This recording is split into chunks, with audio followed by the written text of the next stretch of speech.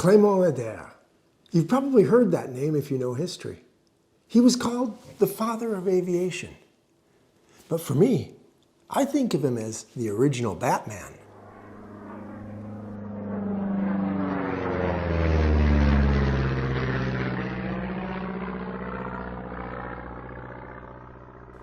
I'm Thomas Van Hare, and this is Historic Wings.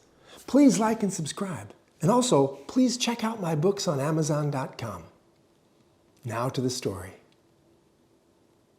100 years ago, in May 1925, aviators across Europe marked the passing of one of the most famous men in aviation history. He was 84 years old, and his name was Clément Ader. He was French, and he was from the city of Toulouse, and he was an inventor, a mechanical engineer, and an electrical engineer. In fact, his most famous inventions had nothing to do with airplanes. They were improvements to Alexander Graham Bell's telephone. His greatest invention was his airplane, which he flew in 1890, 13 years before the Wright Brothers.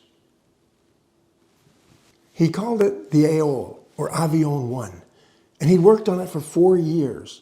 He was inspired not by birds, as most aviation pioneers were, but by bats, which is why I call him the original Batman. Mind you, this is in an era before the automobile. In fact, it was in an era before gas-powered engines were even popular. So what did he use to power it? Well, naturally, it was in the 1880s, so he used a steam engine. When you think of steam engines, you don't think of lightweight flying machines.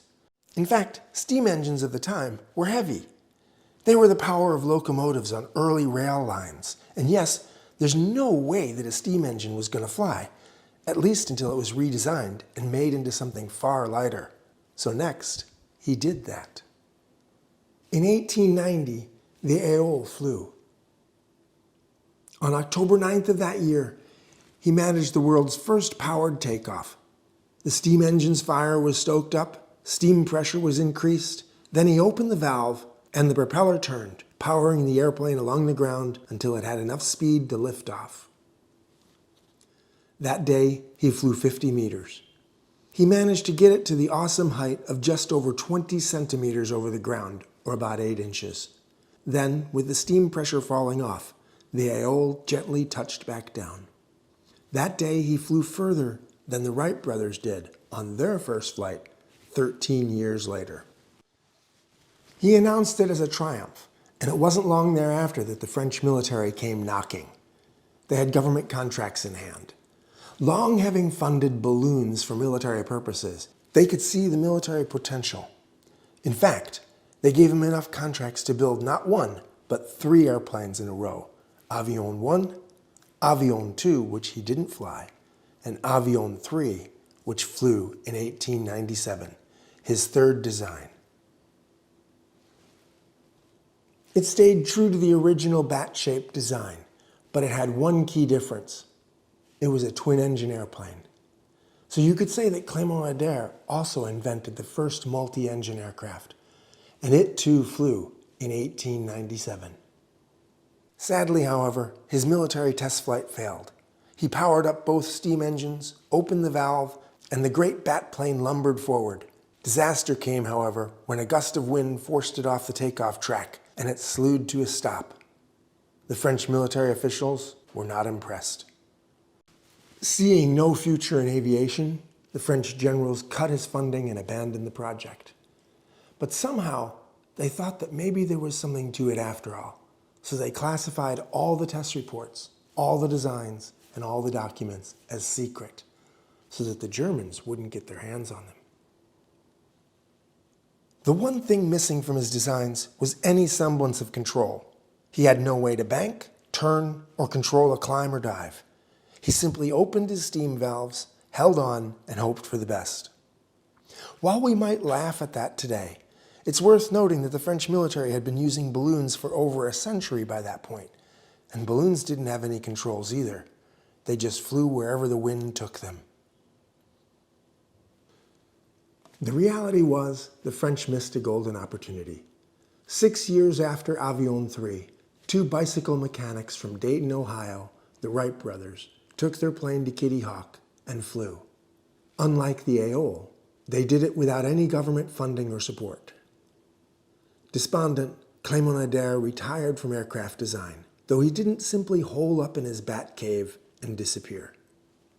He remained an active figure in the pioneering days of aviation, and in 1909 he published a book entitled L'Aviation Militaire.